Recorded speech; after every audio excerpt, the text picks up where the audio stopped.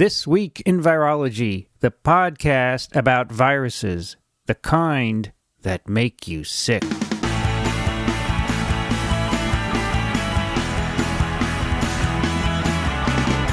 This Week in Virology, episode 75 for March 26, 2010. Hey everybody, it's Vincent Racaniello, and this is TWiV.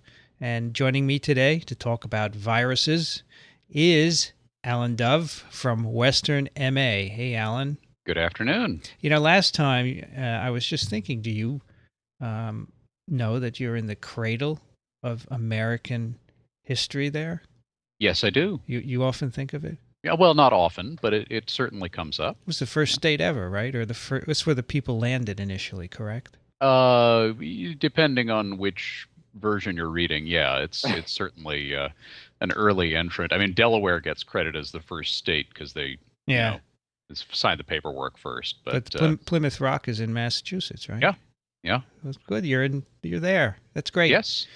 Our other participant today on TWiV is the second-time visitor, Matt Frieman, back from Baltimore. How you doing, Matt? Very good. Thanks for having me. Anytime. How are the bats? The bats are good. I don't know. I don't know if you guys had heard about it there, but it's been a big deal down here that white nose syndrome was finally found in Maryland. Yes.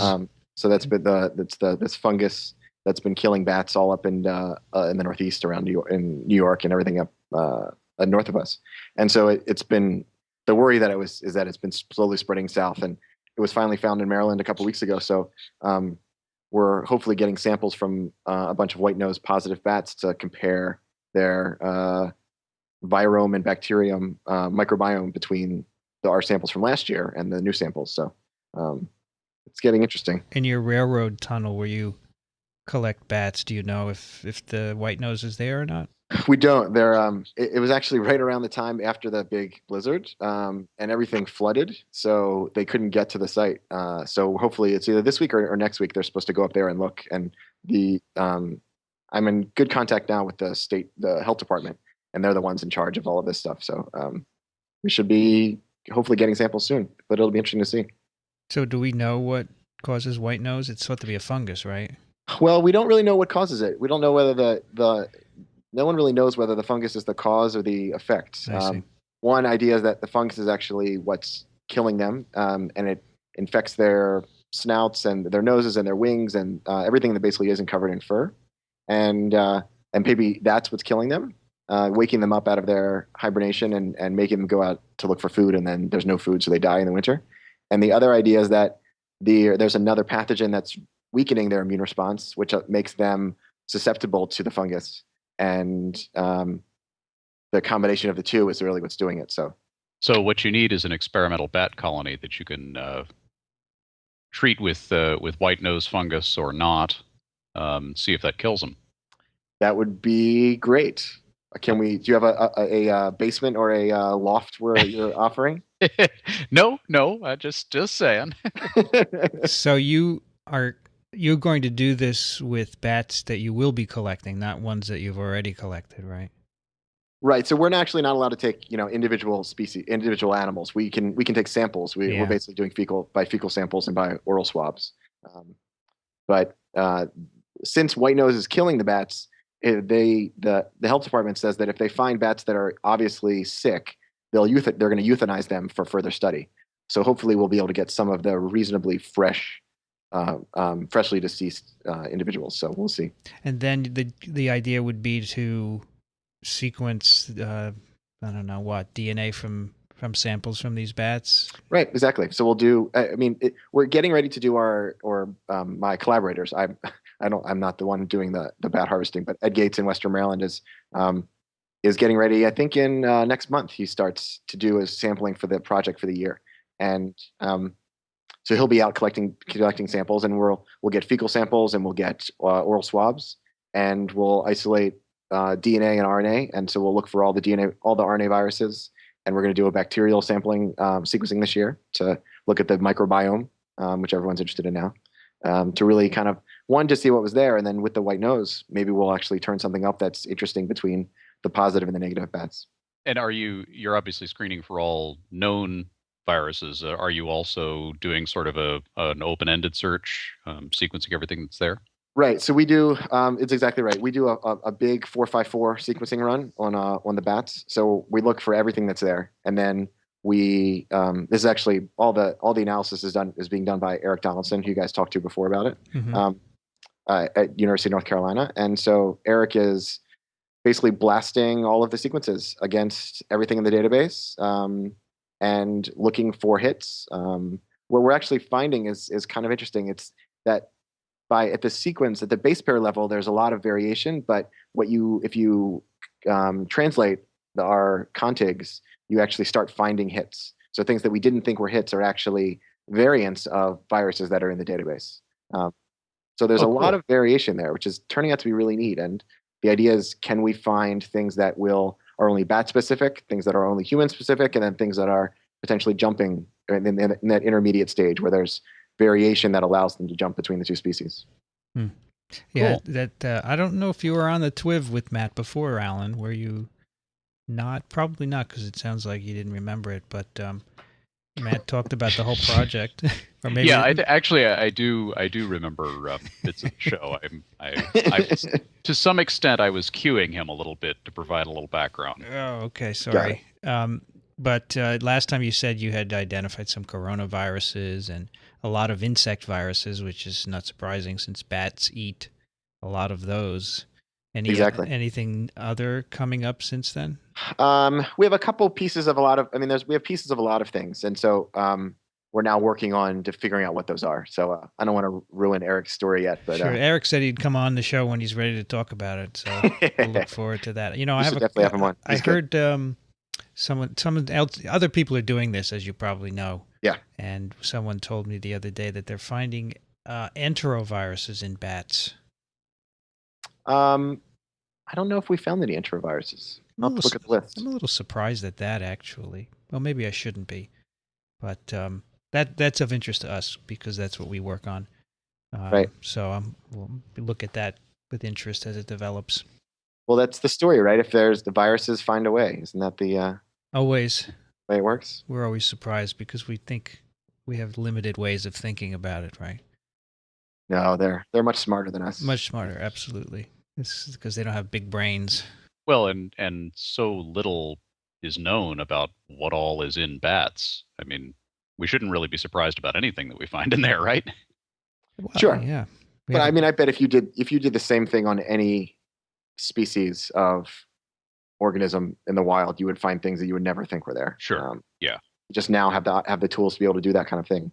And bats are a good first place to go. But if you looked at rats in downtown Boston, I'm sure you would find things that you would never think were there before. Right. I don't know if I told you this story, but my colleague here was going to do some sampling of New York City subway rats a number of years ago. And of course, he needed to get some city approval to do that. And at the last minute, it was withdrawn by the mayor's office because they didn't want to know. They didn't want to know. What was in the subway rats. It's too bad because you could probably find interesting things. I'm teaching a virology course this semester, and I think the first lecture I told them that story, and I said it would be great to know what's in the subways, even on those poles. And the next session, a guy brought me a swab of one of the subway poles, which I have in my freezer, and one day I'll throw into some cells. But yeah, if you look, you find this in the virus world. And we haven't looked for many years, and it's only recently because of the technology, the sequencing, that lets you do that. Yeah. There's a couple really good papers by a professor at Hopkins School of Public Health named Sabra Klein. Mm-hmm. Maybe we can add it to the site. But she actually looked in Baltimore City rats. They did wild-caught Norway rats in Baltimore City and found just amazing amounts of pathogens. And it's really only what they looked at. And I'm sure that there was more and more and more things in there that we would never know. Yeah. Well, actually, this first story we do today is sort of related to this. This is just something that broke this week, and it's the finding of porcine circovirus DNA in one of the rotavirus vaccines. So there are, I think our listeners may know that rotaviruses cause gastroenteritis, and they're a significant cause of death in infants, especially in developing countries, because they get dehydrated with the diarrhea that's caused by these viruses. These are icosahedral viruses with double-strand RNA genomes, and there have been over the years 3 vaccines for this, and there are 2 currently available. The first one that was developed years ago was withdrawn after a short time on the market because it was thought to cause an intestinal problem called intussusception. And that was made by Wyeth, and that was taken off. And now we have 2. One is made by GlaxoSmithKline, which is called Rotarix. The other is made by Merck. It's called Rotatech. And Rotarix has been found to have pieces of DNA of a circovirus. And so the FDA said, we probably should stop using this until we figure out what's going on here. And it turned out that the DNA, this virus was actually in the cell line that was used to produce the vaccine. So we don't have a lot of information about this. Apparently there's a journal article coming out soon, but it hasn't come out yet. The cells themselves have this DNA in them. So porcine circoviruses are they're ubiquitous. In fact, they were first discovered in a pig cell line years ago as a contaminant, porcine circovirus 1. No known disease associated with it. And these are small DNA viruses with icosahedral capsids and a genome which is a circle of single-stranded DNA. Very unusual genome. And circovirus 2, porcine circovirus 2, on the other hand, is associated with a wasting disease of swine. So it's an agricultural problem. But that's not the DNA that was found in this vaccine. So this is an interesting question. Why, should they have withdrawn it? Well, I think that the point is they never looked for this virus in the cells, I suppose, and didn't know it was there. Right. So, right. What do? Maybe every cell line you use for producing a vaccine, you should throw on a microarray to make sure nothing is there. But that would only tell you if anything known was there. Yeah. What if you deep sequenced it? Right. Right. I'm wondering how many cell lines I have in the lab actually have something else in them that is innocuous but keeps going and going. Sure. I know. You remember, Alan, a couple of weeks ago we did that paper where they identified viruses in a Drosophila cell line by sequencing all the small RNAs. Right. And these were not even known to be there. They were persistently infecting the cells. 4 different insect viruses. So you can have infections and not know it clearly. Yeah, this is an argument that's come up in a variety of contexts with biotech drugs, where you're producing them in a biological system, and ultimately you don't know what's in that biological system. Sure. No, I mean, as long as you're going to produce vaccines like that, sure, you're never going to know. There's a lot of discussion online about this, saying, "Oh, the vaccine should be perfect," but perfection is only what you know. Yeah, and no drug or vaccine or any other product is perfect. No, but people want them to be. Sure. They want them all to have the reliability of Toyota. Yeah. Oh, wait, no. Wrong podcast. Yeah. Do you think this is going to hurt the cell culture production of flu vaccines in the future? Kind of the new push away from eggs? Yeah. Are people going to be worried about that? Well, do we really know what's in eggs? Well, that's the other problem, yeah. Yeah, I mean... Yeah, I mean, it's in a way, it's even less controlled than a cell culture, right? Right. I suggested on a discussion that we make vaccines in plants, and someone said, well, then you have other issues. You have plant components that can be allergenic and so forth. So nothing's perfect. Right. But do we think that do you think that the FDA did the right thing here? I do. Mm-hmm. Because when you find something like this, I mean, at the very least, it's a public relations problem. Right. You found a poorly characterized virus or sequences of a poorly characterized virus in a vaccine that's being given to people. And, on top of that, there's another vaccine on the market that provides equivalent protection. There's really no, I mean, unless you're an investor in GSK, there's really no downside to pulling this off the market and temporarily and saying, let's figure out what's going on. Yeah, I agree. Yeah. Absolutely. Yeah, I think you have to be safe. If you find this, there's no excuse. I'm very, very surprised to hear GlaxoSmithKline the next day said, we're going to keep making it with the contaminant. They're not going to try and get rid of it right away. Well, getting rid of it would require, if I understand the approval process correctly, going essentially back to square one if it was in the cell culture line that they first used. You'd need to do a whole new... You'd have to go through the entire what's called GMP, good manufacturing process validation. So they would have to restart building the vaccine essentially and get it into a cell culture line. Then they'd have to get FDA approval of that cell culture line and that process and the whole. When the FDA approves a vaccine, they don't just approve the end product; they approve the entire process of making it. Yeah, that's right. Yeah. So you would have to, since this thing appears to go all the way back in the process, you'd have to start over again and do presumably a whole new round of clinical trials as well, which is the really expensive part. I mean, do you think this is in the pharmaceutical companies? Do you think they're using a general cell line that they've used for a lot of other things as well, that they don't want to have to redo everything? I don't know what line they're using for this. Do you, Vince? No, I looked. I couldn't find anything. I mean, this virus is a common contaminant of porcine cell lines. Right. And I know industry processes tend to be geared up around just a few cell lines that they've optimized and Right. and you know, they get ridiculously high yields out of these things, but they're stuck with just a few lines that they're very accustomed to working with.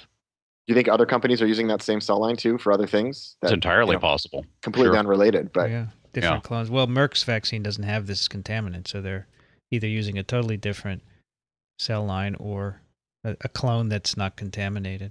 Right. So, Matt, what is the sensitivity if you just deep sequence nucleic acid from these cells?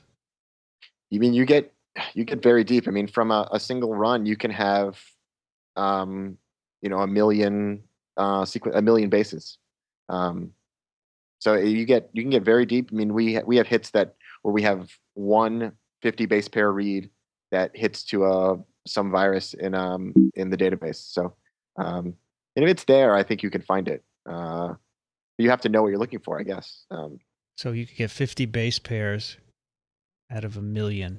Right. 0.005%. So is that something to worry about? I guess it could be less, but if it's less, do you worry about it? I don't know.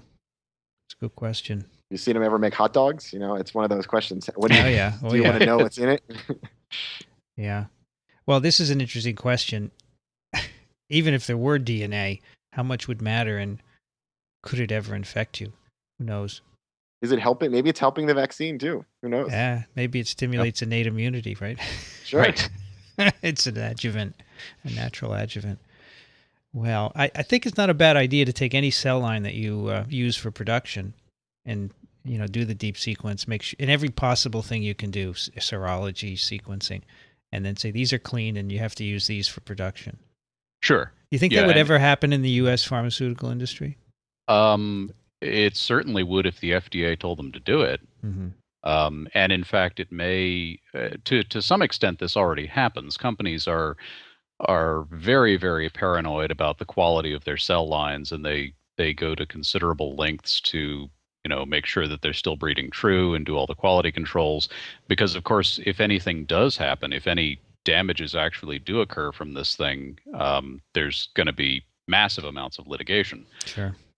So just from a corporate perspective, they are fairly careful about this stuff. But as I think what's going to happen is as the technology comes online, as it becomes cheaper and cheaper to do these deep sequencing experiments, and as reports like this come out, the companies and the FDA are simply going to move toward more and more analysis of these lines before they get used. Yeah. So, Alan, what do you think Maurice Hilleman would say to all this? Well, we can't say it online. We can't repeat it on the podcast, I'm sure. Okay. Circoviruses, it turns out, most of us are seropositive for some kind of circovirus. They're ubiquitous. There's one which is one of my favorites, TWiV, which stands for Torquetano, I think. but it always reminds me of that Audi, the TT. Yes. TT is over 90% are seropositive, but doesn't seem to cause any disease. There are some circos that cause disease of chickens. There's one called chicken anemia virus, which makes chickens get leukemia or, anemia, and that's a problem for chicken farmers. And then I found just this week there's a new isolate of cytosine circovirus that infects parrots and cockatoos and is threatening New Zealand birds. Which has the unfortunate abbreviation BFD virus. But that's a fantastic name. Yes, but it actually is a big deal. It's beak and feather disease virus. Yeah. Recent paper in Archives of Virology, a new isolate from New Zealand, endemic in red-fronted parakeets. So it's apparently wiping out the parakeets. These are spectacular-looking birds. Yeah, they're pretty, aren't they? Oh. So these can be viruses of issue, but we don't know in people. It's often the case. We don't know what these are doing in people. Maybe not for some time, not until you immunosuppress or do some sort of thing. Anyway, that's an interesting. So this circovirus story we'll follow as it comes out in the journal. As soon as the paper comes out, we'll talk about it. Because they say they used a new technique to detect this, and I don't know what that could be. Yeah, the FDA press release is such a huge tease. The agency recently became aware that an independent U.S. academic research team using a novel technique has found DNA from porcine circovirus 1. And it's like, well, come on. What did they do? They must have deep sequenced. I'm sure that's what they did. You think so? Yeah. Oh, yeah. Hey, Matt, did you do this? It was not me. Sorry, Merck. I have no stock holdings in Merck or GSK. Nor do I. I don't know what happened to the stock after this announcement. Probably not. I mean, this is not the backbone of Glaxo's business, I'm sure. Yeah. I imagine it probably affected their price, but let me see if I can get a. Going to get an instant quote, some historical data. Yeah. Well, do you know what happened after the old rotavirus vaccine when it came out that it was causing deception? What happened to the company? Yeah. Well, they still exist. They're there up in Pearl River, Wyeth. Yeah. And I don't know what happened. Their stock probably went down. Did people sue them because were there lawsuits against the company? Do you know? I'm sure. Yes. Yeah, there was definitely litigation about that. I don't know if it's been resolved or in what ways. Now there will be on this as well. Someone will. Somebody will sue. Say, sure. My baby did this after getting it, and it was the circovirus DNA. Yeah. And by the way, if you're interested in this whole litigation issue, there's a great book, The Cutter Incident by Paul Offit, where he talks about the original polio vaccine and the litigation that resulted from its problems, and also in general the whole biologicals and litigation scene as it developed. It's a good history of it. And the new rotavirus is Paul Offit, right? Yeah, so the Merck vaccine was developed by Paul Offit, the one that's not contaminated. Okay, so it looks like their stock price did drop a bit on the 22nd, mainly on news that France was paying them a smaller payment for their canceled H1N1 doses. And then the price comes back up and other news intervenes. So it, against the background of other share price changes, and then they just made a big deal to buy a bunch of some other company, and that had a much bigger impact. So, yeah, this is not, this isn't killing their business. Yeah. All right, our next story was found by Alan. Antigenic similarity between 1918 and 2009 H1N1 influenza. Yeah, now this is kind of a follow-up on something that I think we talked about before, right? Yeah, TWiV 69. Yeah. So, and you had blogged about this as well, that if you, and the short version is you give 1918-like virus to a mouse and then give it 2009 H1N1, you get cross immunity. So the mouse experiment indicated that there was cross reactivity between these two, And now we have a couple of papers, one in Science Translational Medicine, and I think the other is in Science, that that kind of spell out why that is. And it turns out it's because of, or appears to be because of a very strong similarity at the tip of the HA protein. So I guess the HA proteins between the 1918 and 2009 strains are 80% similar, which is not all that great.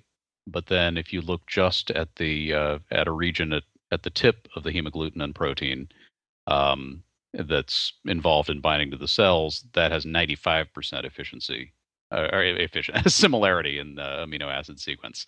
And then the other paper is a structural paper where they solve the structures of these proteins and showed that they're similar in 3 dimensions as well, which would explain why you get cross reactivity with the antibodies. It's interesting. In one of these papers, they had an antibody from someone who had lived in 1918, which was directed against the virus, and they actually did a structure of that antibody bound to the HA.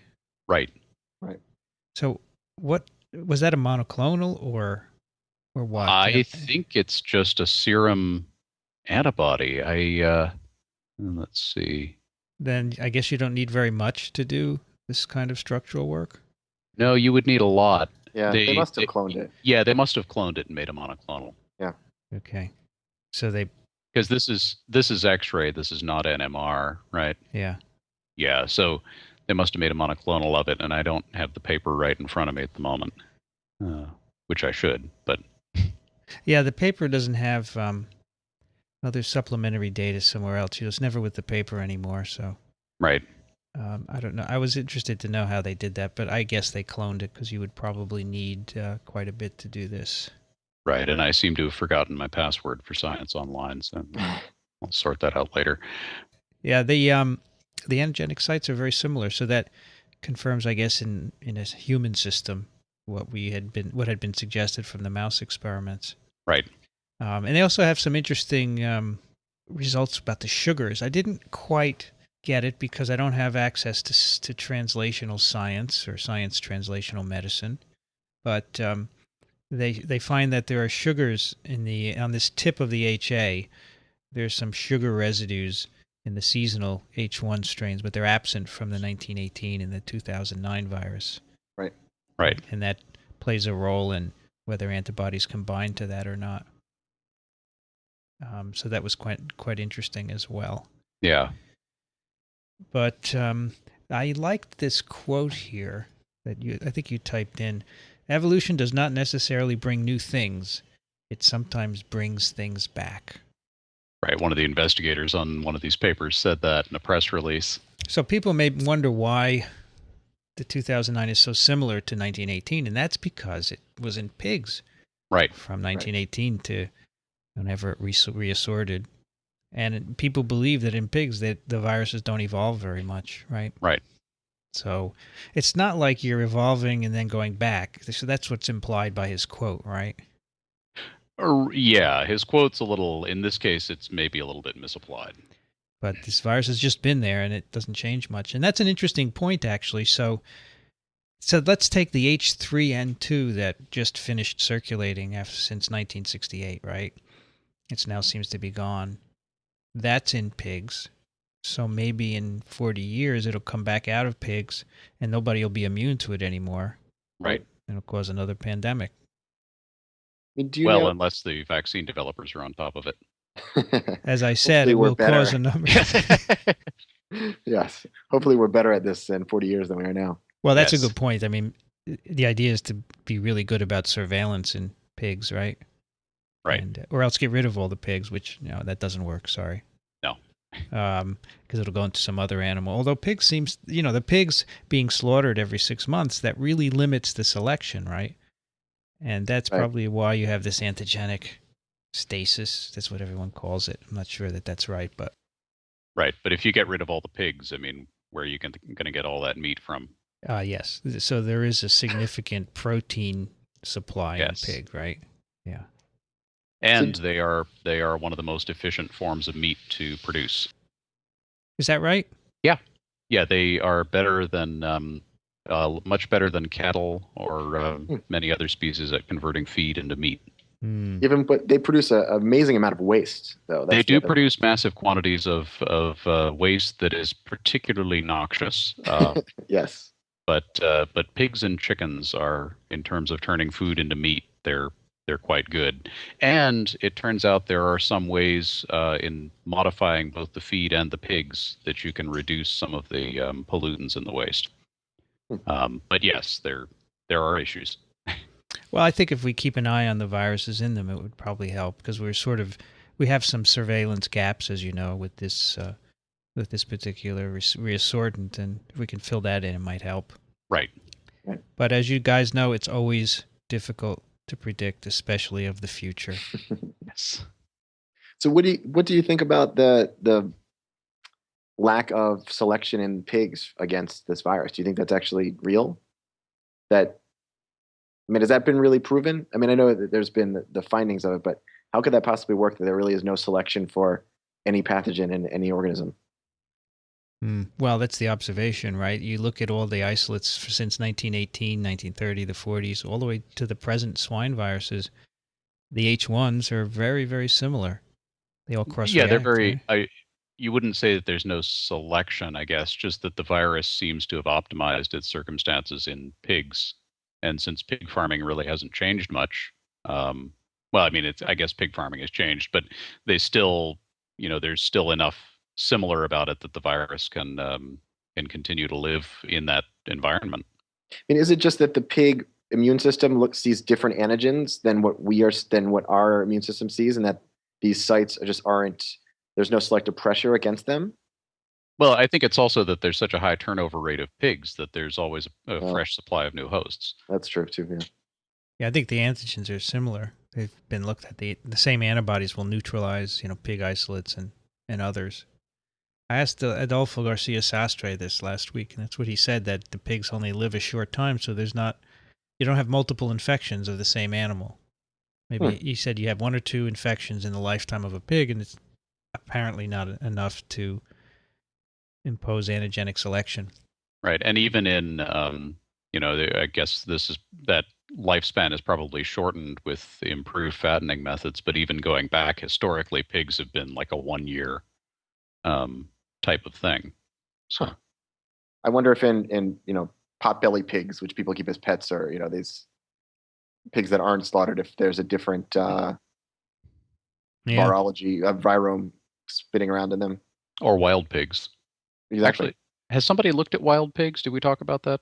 Yeah, there is influenza in feral pigs. Yeah, but I doubt that it's been studied to the extent that we would need to answer this. Right, that's a particularly difficult model species. Yeah, hard to catch them once you infect them and release them. But that's a very interesting question. I don't think it's proven. It's just a hypothesis, but very interesting. They're coming back to haunt us. Yep. Before we go on, I'd like to acknowledge the support of this episode of TWiV by Data Robotics, the makers of Drobo, the wonderful storage solutions for your computer. Any of you guys have a Drobo, by the way? No. I do not yet. We do not. We are ordering one, though. For the lab? For the lab, yes. Yeah, that's great. I have one here in my office, and I store everything on it, and it's safe. And, well, I think it's safe unless my building burns down, of course, and then it's not safe. But they are really foolproof ways to back up your data. They're great for labs where we do generate a lot of data, and one could argue that not all of it should be stored on a hard drive, but and not all of it needs to be secure, but you never know. And so keep it on a Drobo, and if a drive fails, you swap it out for a new one. You can buy 4, 5, and 8 drive models. You can put them on your network, and you just plug them in and forget it. Really simple to use. I've got 3 now, 1 here and 2 at home, and I think they're great. Now, Drobo has given TWiV 3 units to give away for free in 3 different contests. And the first one we gave away already. The second contest is in play still. It's almost over. It will end the 31st of March. And to enter that contest, you have to answer this question. Would it be possible to genetically engineer influenza virus so it can replicate in bacteria? no more than 500 words. Send your answers to TWiV at twiv.tv. And you can find the details at twiv.tv/drobo-contest. And the TWiV professors will score the essays, and the highest score gets the Drobo S. And then we will have a third contest in April to give away the third one. So the essay is pretty good odds. I have less than 10 submissions so far. So, if you're interested, it's a fun thought experiment to try and work that out. It makes you go through all the steps and realize the differences between influenza virus and bacteria. Anyway, we thank Drobo for their support of TWiV. Now, the next story is actually a bunch of stories here. Len sent us, over the weeks, about a half dozen stories on rabies. And Len said, I've been seeing a lot of rabies on ProMed Mail lately. I'm sending along several. Wonder if it represents a trend. The first one is actually very interesting. It is a report of, what is this? Presumptive abortive human rabies in Texas. This happened about a year ago in 2009. And as we've said before, rabies is almost always fatal in humans. And this is a case where a young girl, 17 years old, went to a hospital with headaches, photophobia, pain, dizziness. And she ended up going in and out of the hospital. She would go in, then be released, come back with various symptoms. And eventually they decided it was rabies. And they detected antibodies in her blood. They gave her some vaccine and immune globulin, but not a full course of vaccine. And then she recovered. She was managed supportively and never required intensive care. She was discharged March 22nd and then returned on the 29th with a headache. She was released and then returned again with headache. So she went in and out, and eventually she was fine. Actually, says at the end she did not return for follow-up in the outpatient clinic at the end, and we don't know the status of her. So the comments in this article are very interesting. They say there are very few cases of abortive rabies. They say this is the first reported case in which certain clinical and serologic findings indicate abortive human rabies, but no alternate etiology was determined. So it may be rabies, and this is an interesting thing to discuss because many virus infections have a presentation which is innocuous, and we always think of rabies as 100% fatal, and it may be close to that, but there may be infections where the patient doesn't go to a hospital at all, right? And they may be abortive infections. Do you know anything about this, Matt? Sort of abortive rabies. Well, so when I saw this article, I actually was wondering if it really wasn't the wild type, essentially rabies that is actually circulating normally in animals. If it's some variant that is a little bit weaker, maybe that's how she could fight it off. I mean, the whole idea that the time course of this is so weird. Yeah. That she's in and out of the hospital and getting treated a little bit here and a little bit there, and then comes back and then doesn't follow up. Just sounded very, very strange to me. I think she had a history of going in a cave, right?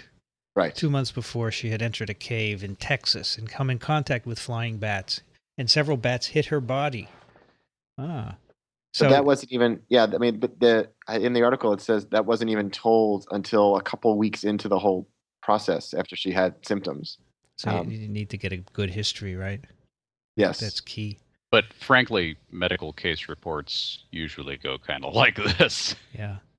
Where bits and pieces of information come out. And I mean, we're sitting around Monday morning quarterbacking as virologists and saying, well, now we know this is rabies, but rabies is never something that a good internist would immediately think of. Yeah, no.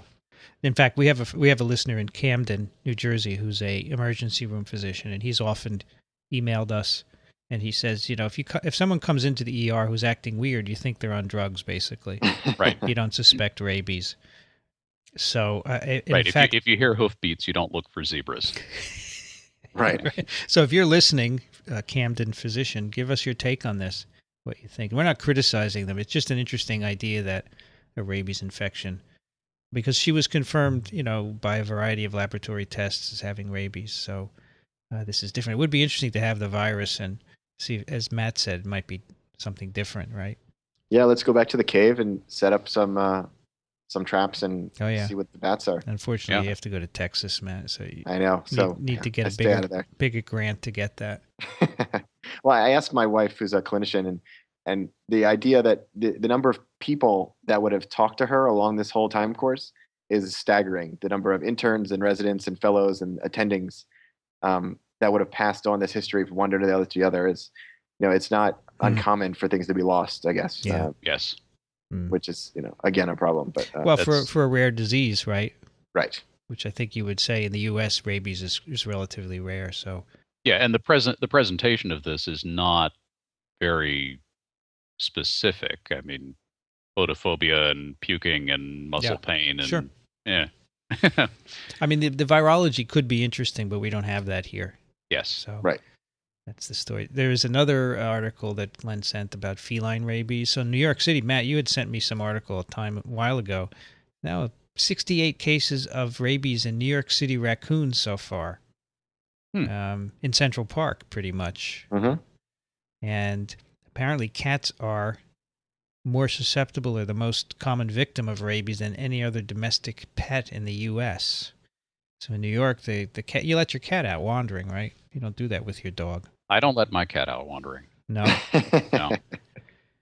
Well, that's good. It's not going to get rabies at least. But you're right. A lot of people do that, and it's not good for the cat, and it's not good for the local bird population either. So in New York City, they may get it from raccoons.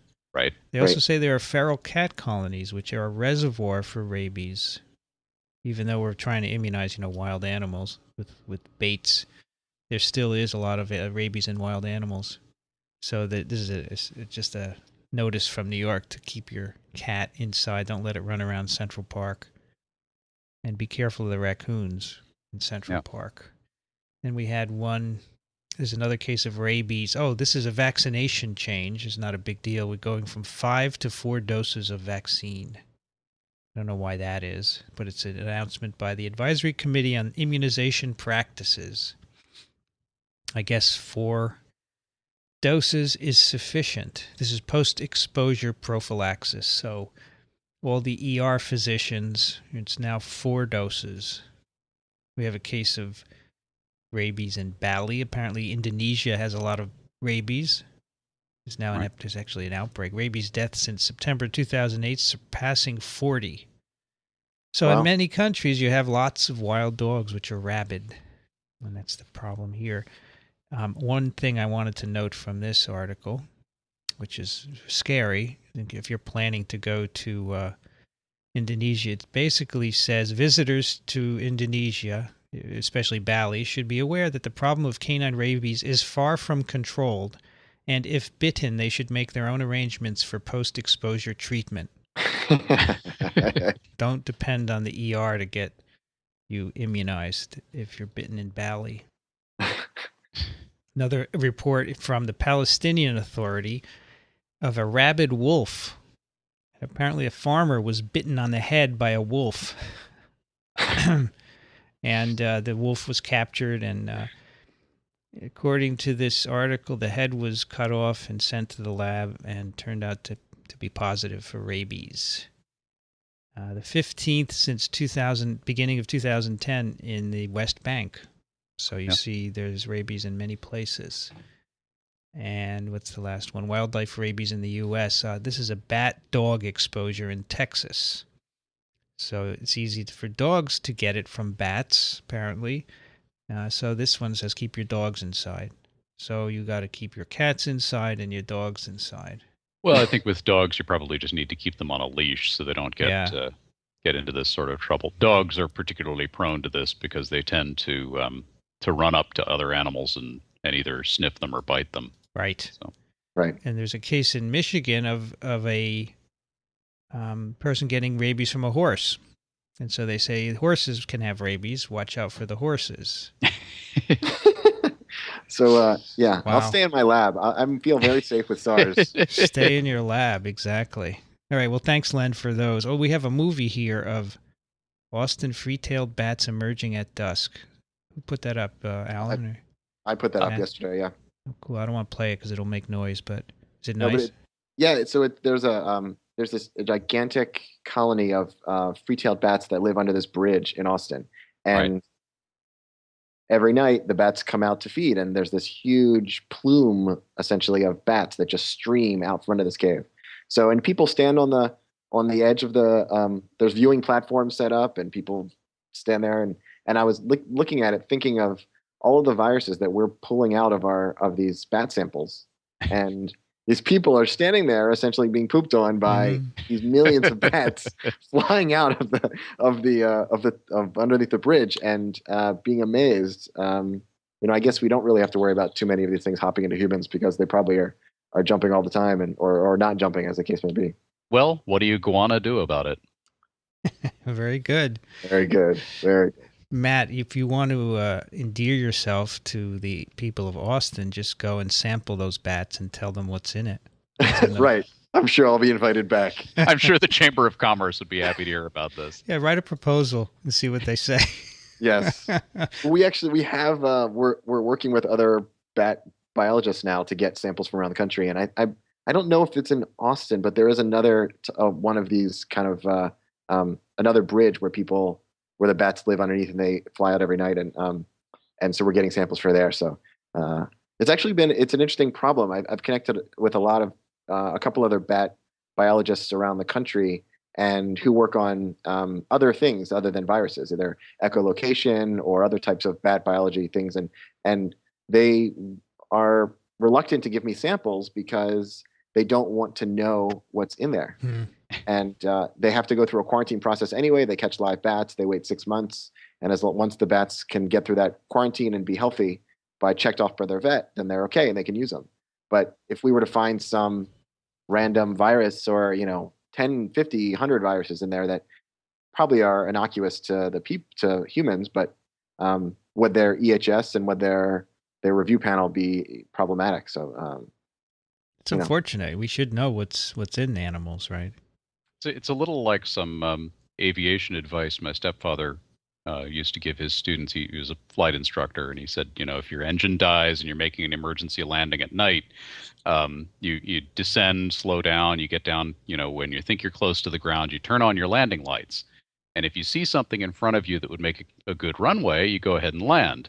If what you see in front of you wouldn't make a good runway, you turn off your landing lights.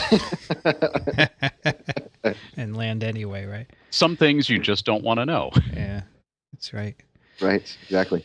Our last story is Matt's find. Well, many people know about this suspected smallpox in Uganda. What do you think of this, Matt? So it was I thought it was interesting. So it was a ProMed article that came out, and it was a very small announcement.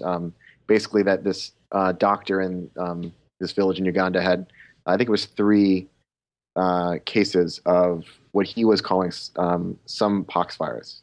And the idea was initially it may be smallpox, and this was an emergence of smallpox out of the environment. And there's been a recent follow-up to that saying now that it is probably the WHO announced that it was chickenpox, so that it was not any kind of frightening smallpox outbreak that was initially thought of. But I think it leads to the idea that there's other things out there that you could. It all depends on the doctor who's looking at it, probably to know what it is and how to treat it. And there could have been easily other poxvirus cases that were treated with antivirals or something that quenched the infection early and no one ever knew about it. But I thought it was funny that it was announced. So this physician basically made a mistake, right? Sure, exactly. Because you can distinguish, obviously, smallpox, which is caused by poxvirus, and chickenpox, which is caused by varicella zoster, right? Right. But I guess he didn't do it and got everybody all upset. Yes, I'm sure the WHO had a bit of a freak out when they first got the announcement.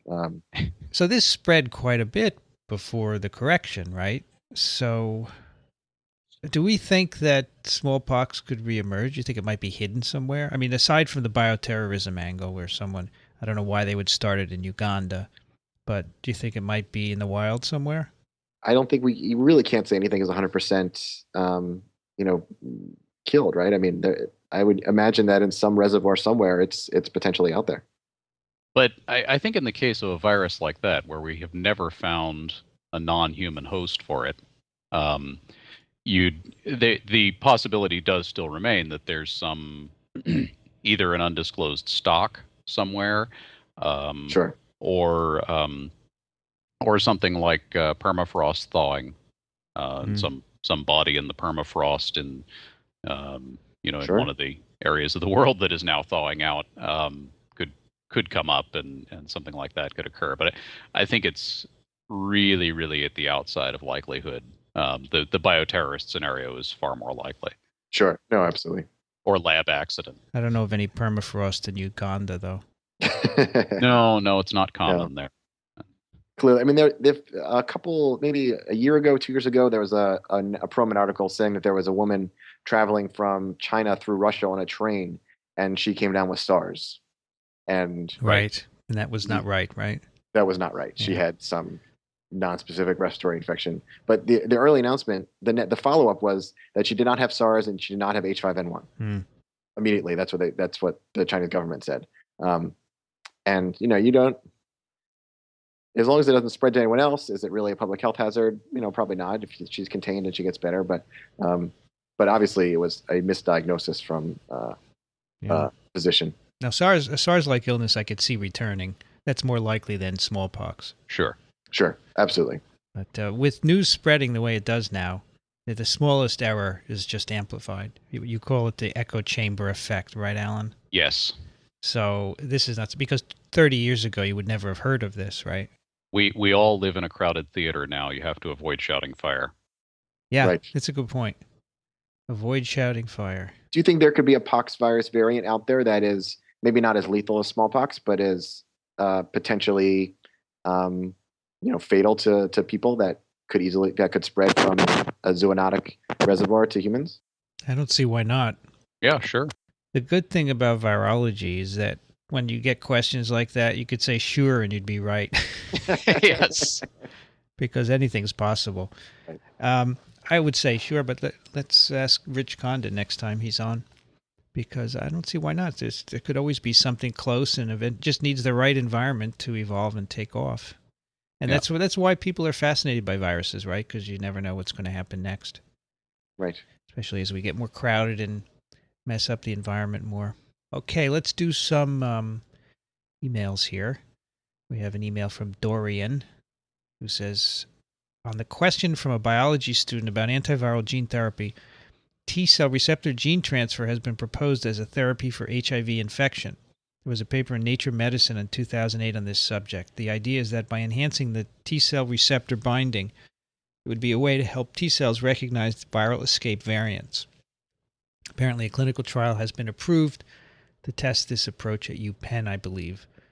Yeah, this is a very interesting story. So, viruses, when they infect cells, bits of their proteins are put on the surface. It's called antigen presentation, and those bits are presented by major histocompatibility complex, and they're recognized by T cells by the T cell receptor, among other things. And in this paper, which he referenced, which is very interesting, they basically select for T cell receptors that can recognize even variant peptides. So in HIV infections, these epitopes or peptides that are presented mutate. The virus mutates so that the T cells can't recognize these cells anymore. So they engineered a T cell receptor that could recognize a whole range of peptides, super T cell receptors, they call them. So the idea is that you put this into T cells, and now they can kill even the cells infected with variants of HIV. So that's an interesting approach. So apparently they're doing a clinical trial. They're giving these enhanced T cell receptors to people to see if they have any better ability to fight off HIV infection. That's a cool idea. Yeah, that's very neat. cool. And then he says, for rinderpest, I thought the vaccine used in the eradication campaign is an attenuated virus, not a vaccinia recombinant. Yes, we misspoke. It is attenuated. It is not a vaccinia recombinant. Thanks. Dorian. Brian writes, love the podcast. I'm a biologist in Oregon who loves anything completely or somewhat obscure. I'm looking into HTLV as our family has been shown in part to be infected. It's hard to find information related to HTLV as it is rare in the States as far as I know. Are there any resources which could be of help for individuals seeking more information on the long-term potential effects of this virus or related viruses? Can you discuss this in one of your future episodes? Well, there isn't a lot of information about HTLV. Does anybody know more than I do? I don't know very much. I know there are a couple of different types. There's HTLV-1, which can cause leukemia, and a wonderful name called tropical spastic paraparesis. All right. HTLV-2, hairy cell leukemia, and HTLV-5, lymphomas. I've read a couple of papers which say that incidence rates which are based on serology are not really accurate.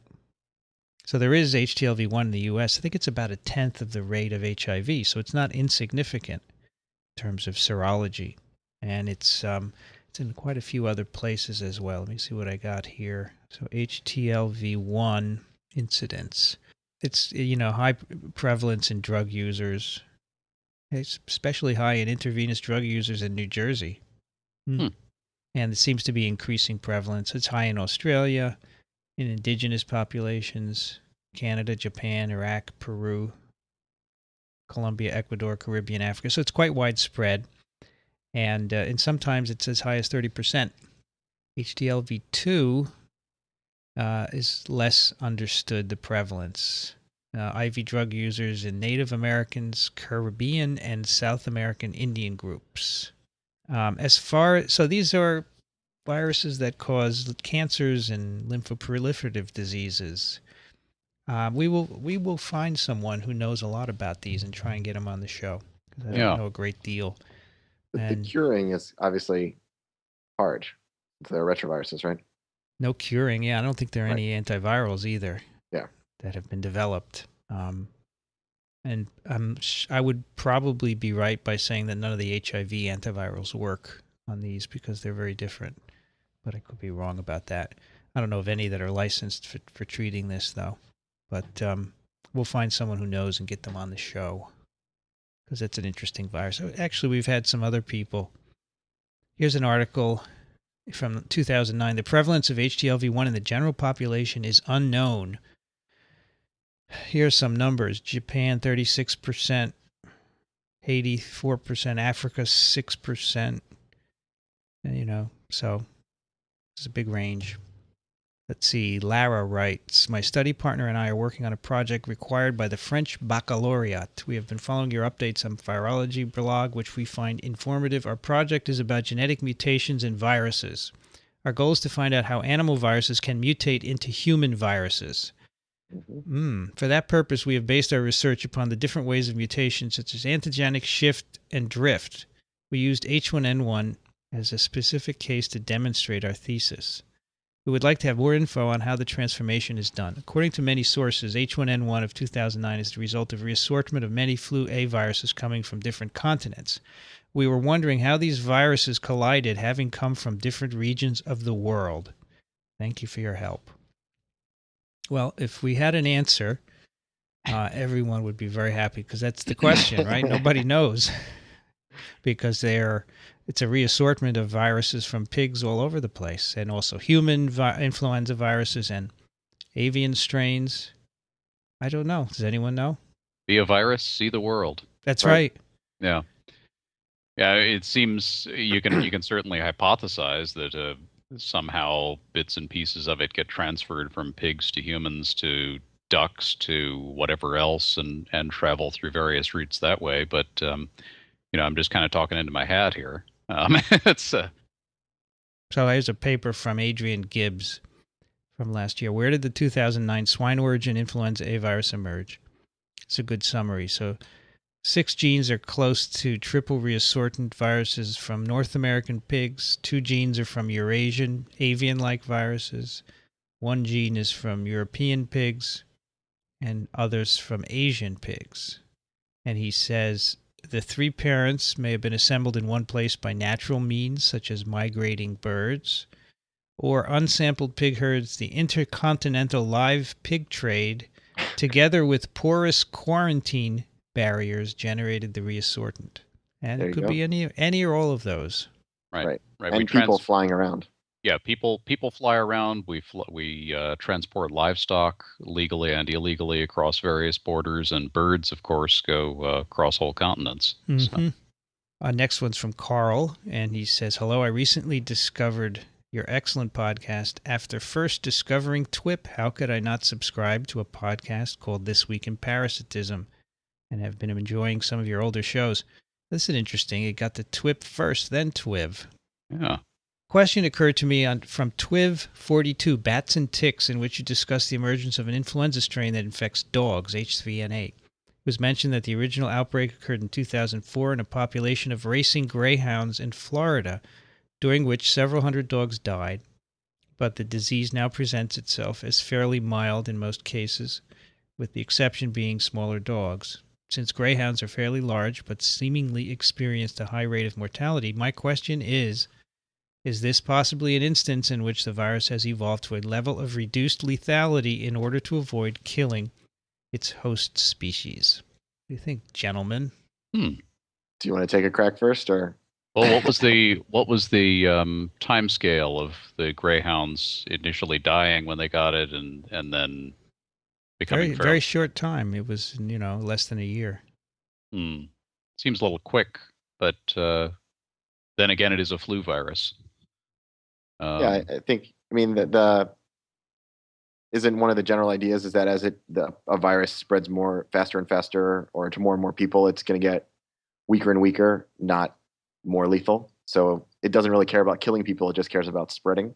And also, I guess you would naturally, since this is in greyhounds, which are fairly closely monitored. I mean, racetrack dogs, right? I would think that the infected ones would be quarantined pretty quickly. So the viruses that you would select out of that would be the ones that would get a higher rate of spread in that particular breed. Right. And they're fairly. I think greyhounds are just like most dogs are very inbred, especially at the racing level. Very much so. Yeah. That might lead to minimal immune differences. Yeah, you may have selected out maybe even one clone of the virus that's much milder. Probably passed around by the vet staff, actually. Right. Actually, this virus apparently came from horses, so H3N8 is a known equine influenza strain. Apparently jumped over to the dogs, and then I think he's probably right. It adapted to dogs and to coexist.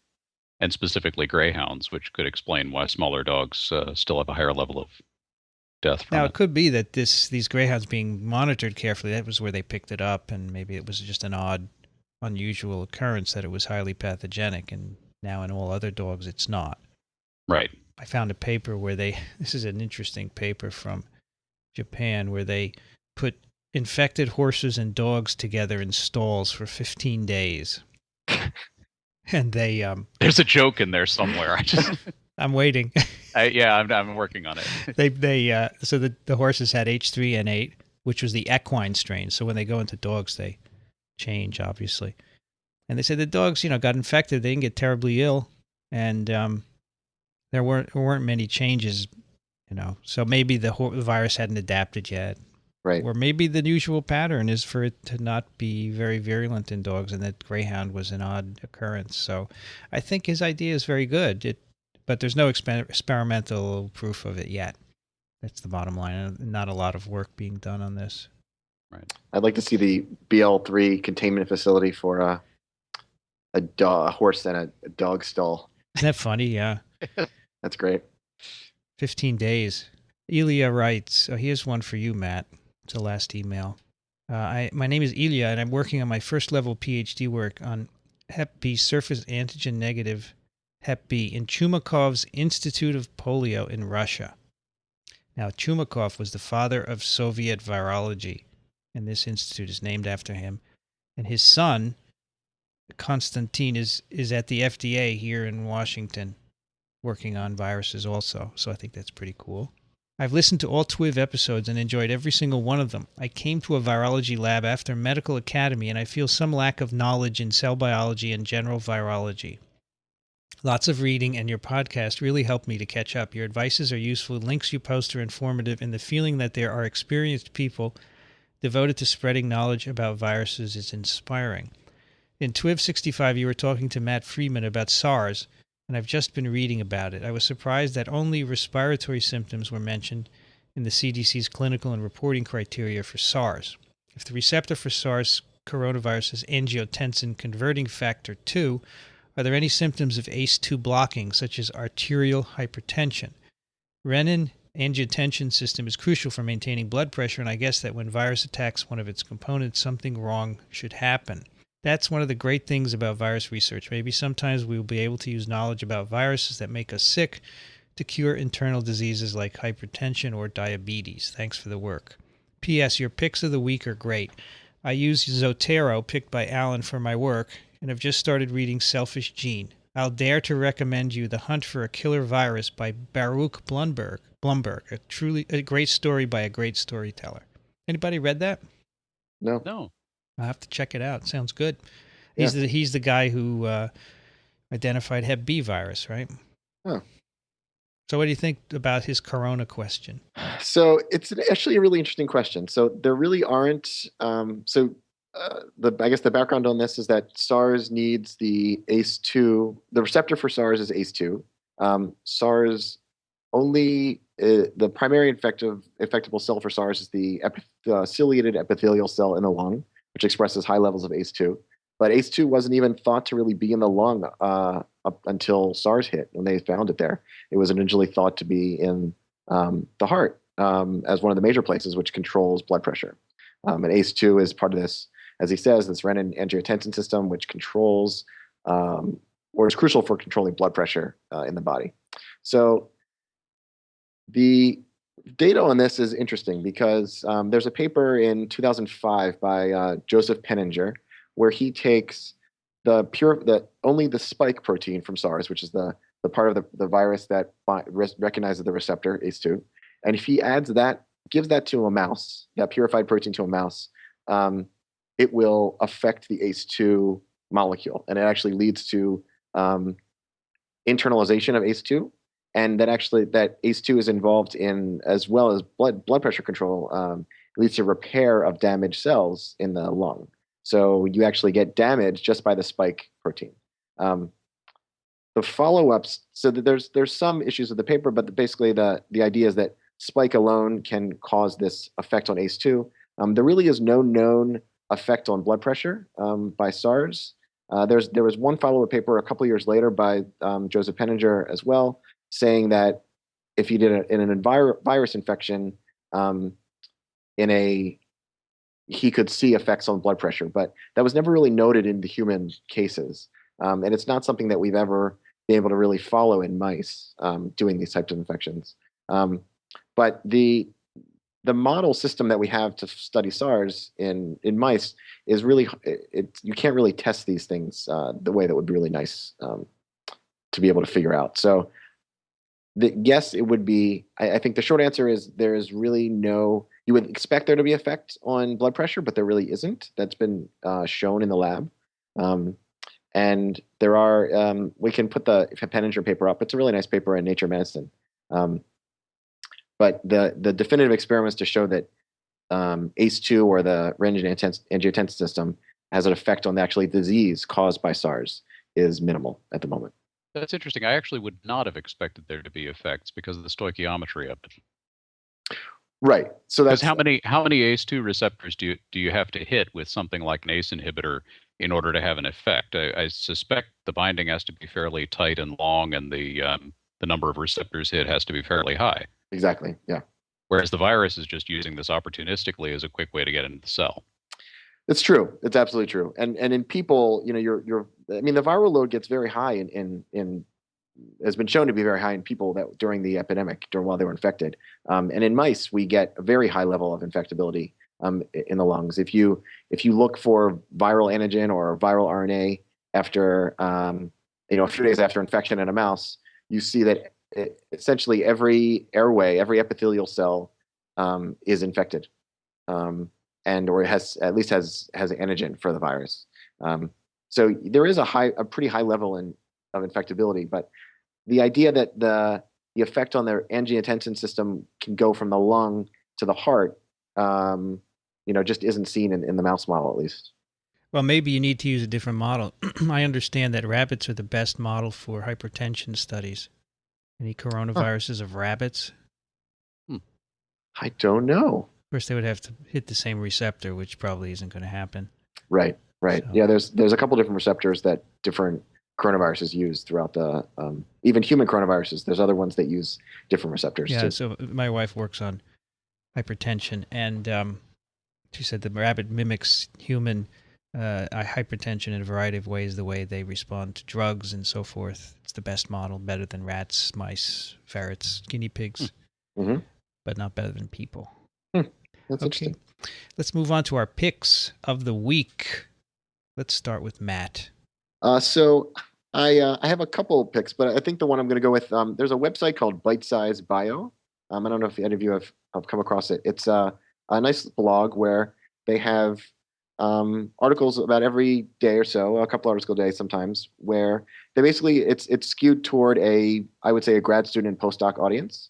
But there's all types of kind of some humorous and some cute tricks in labs, some explanations of why you precipitate DNA the way you do it. The one up now is 10 ways to be your own boss in the lab. So for any of I've run across a lot of grad students who listen to TWiV. And so I wanted to throw this out there for them as kind of ways to survive grad school on a $5 a day kind of story. I like stupid pie tricks for Pie Day. There you go. Pie I have eaten, pie I have not eaten, a picture of a pie. Right. It's great. How to read a paper, which is always a I like this journal. This is good. Journal of Serendipitous and Unexpected Results. There you go. Call for papers. Hey, it's great. I've heard of it, but I've not looked at it. It's really good. I read it. It's one of my list of things I check a couple times a week, and there's always pretty good stuff in there. I've actually the article on why you precipitate DNA with ethanol and which salts are good for RNA versus DNA, those kind of questions, which have usually been lost on most grad students these days because you just do it the way you're told to do it. It explains. So this fellow is a computational biologist. Let's see. Is he a student, a postdoc, a experienced person? Let's see who this person. I'm always curious to know who writes. Assistant professor at Miami University of Ohio. There you go. There's a whole series of people from postgrad students, postdocs, and PIs and writers. So that published to it. So it's pretty good. It's worth a look. All right. Recommendations are always important because there's so many things to look at. You can't hit them the crowd sourcing is always good. Tell me what's good. All right. How about you, Alan? Sorry. I just got distracted on Bite Size Bio. This is a very cool site. So mine, I found I found this handy just a little while ago, and maybe some of our listeners will as well. I needed some graph paper. And I don't know if this has come up for you, but if you need graph paper these days and you go to your local office supply store, you're out of luck for the most part. Is that right? You can't buy it? You can if you want something simple like grid paper, but if you're looking for a polar graph or anything a little bit unusual, forget about it. Because, of course, everybody does these sorts of things on computer now. And sometimes, either because you want to or because you maybe need to, you just want to do something the old way and actually have it on paper. And I found a site that has printable graph paper. So it'll generate PDFs. You can program in what grid specifications you want, custom design your graph paper, and it has all sorts of stuff. It's got your basic symmetric and asymmetric designs and ledger paper for accountants, but then also polar, log, semi-log, what have you. Music notation. I think there's guitar fretboard diagrams. So if you need something graph paperish, this site will generate it Cool. for you. There's another paper site. If I don't know if you guys know this, there's a company called Doane, Doane, Doane Paper, and they have a great paper that you can. They give the PDF out for free, or you can buy books of it, and it's lines as plus grids, so you have all of your combinations of whether you like lines or grids on a piece of paper. And they have little notebooks full of these things, which we use in the lab. So Nice. Oh, that does look good. Yeah. Oh, the pen addict. That's bad for me. I love pens. So, Alan, it's very interesting. There are many times where you just want to do a sketch on graph paper really quickly. You don't want to fire up the program and do that, right? Yeah, I was looking at something that had to do with a ham radio antenna design, actually, and I thought, gosh, I could just sketch this out on some polar paper, and it was not handy to do on the computer right away. So I then went and found this. Yeah, I was just sketching a plan for renovations the other day. I just wanted to quickly do it and carry it to a store, you know. Right. The pads are not there yet, the computer pads, you know. But I think they will be one day where you just pick up your iPad or whatever and sketch on it. That will be great. But until then, of course, paper will always have some appeal. Great. My pick is a blog also. It's called Avian Flu Diary. It is all about pandemic flu, swine flu, bird flu, and other emerging infectious diseases with an emphasis on individual and community preparedness. This is written by Michael Costin, who's been following TWiV for many, for as long as it's been around. He's a retired paramedic, a computer software designer, a building contractor, a cruising sailor, a humorist, and obviously unable to hold a job, as he writes on his blog. He's a non-scientist who does a great job explaining science in his own words. So this is really good for people who are maybe not comfortable with the level here at TWiV. Michael writes things in his own words, and he really keeps on top of things and writes about flu and other infections, so the contamination of the rotavirus vaccine. He puts it in his own words. I think he's doing a great job. It's a great example of a non-scientist working on science, and of course he's a great supporter of TWiV, so we're really grateful. So check that out, Avian Flu Diary. Cool. Very good. Michael Costin. So that should do it. And I'd like to ask everyone, if you are a first-time listener or near the first time, subscribe to TWiV in some way. Either go to iTunes or the Zune Marketplace. And especially in iTunes, if you know, in the medical and science section, we're usually on the front page there. And if you leave comments, that tends to help keep us there. That way more people will see us, and we will spread the word about viruses. As always, send us your comments and questions, twiv@twiv.tv. We are part of a couple of sites where you can find other science podcasts, and that would be sciencepodcasters.org, promednetwork.com, and microbeworld.org. Matt, good to have you back. Thank you very much. This was great. We'll keep you in mind, okay, and give you a shout from now and then. Absolutely. I'm here. All right. You are at the University of Maryland, Department of Microbiology. Is that it? That's it. In Baltimore at the School of Medicine. School of Medicine. And we'll keep our eye out for your bats. Are you going to TWiV this summer? I'm sorry. Are you going to ASV this summer? I am. Yes, we're bringing the whole lab. Me and my grad student and my tech. Great. The entire lab. Dixon and I will be there. Very good. We're going to do a TWiV. So hopefully you'll come. You'll be the only people there, perhaps. And so anyway, Alan Dove from Massachusetts, thanks again. Always a pleasure. Good to have you back after missing you for a couple of weeks. Yeah, sorry about that. We saw your article in Nature Medicine. Very nice.